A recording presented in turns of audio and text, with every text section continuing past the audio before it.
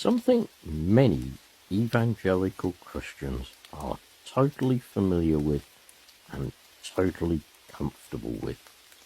This is called the umbrella of protection. See, just let me go through the headings.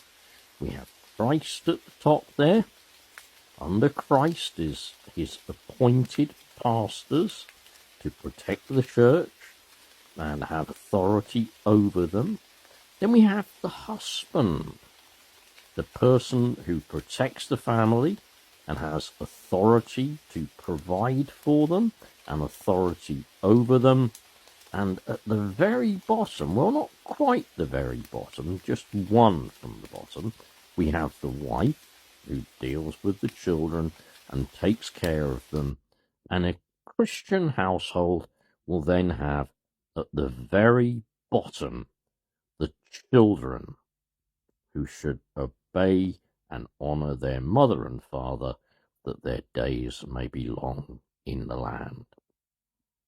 Now, with those models in mind, I'd like you to look at this from Naked Pastor, which he published on Facebook today. I love the guy. So let me ask you the question that Naked Pastor asks here. Keeping it biblical, kinda. This is my cartoon. Is the woman on top biblical? It's going to ruffle a few feathers, isn't it? You see, because looking at most fundy Christians, it's always been, and it's always going to be, women are subservient to men. They are subservient to their husbands. They were taken essentially from the male's body when God put Adam to sleep and just popped out that spare rib there, and they were made to satisfy man, to be his companion, his helper, obviously to take care of his sexual needs and to provide his children for him. That's the biblical view of creation. That's the biblical view of women.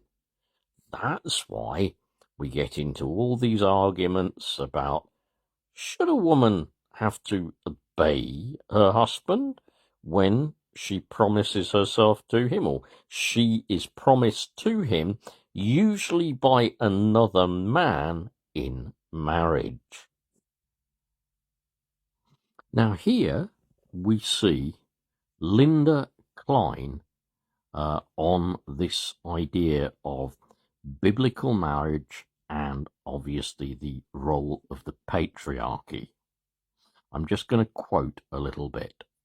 Linda writes in lindaklein.com, in purity culture, for that's what we're talking about, gender expectations are based on a strict stereotype binary.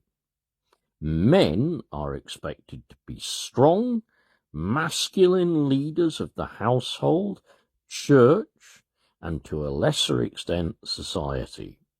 Women are expected to support them, to be pretty, feminine, sweet, supportive wives and mothers.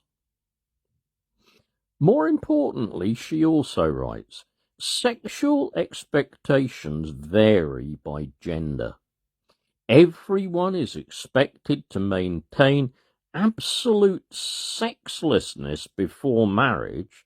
That means no sexual thoughts, feelings, or actions. And upon marriage, they are expected to flip their sexuality on like a light switch. However, men are taught their minds are evil, whereas women are taught their bodies are evil. That is to say, men's thoughts and actions are said to be either pure or impure, while women themselves are either pure or impure. Sexual metaphors abound. A pure woman is compared to a brand new stylish car, while an impure one is compared to a used car that everybody around town has already driven, and that isn't worth as much anymore.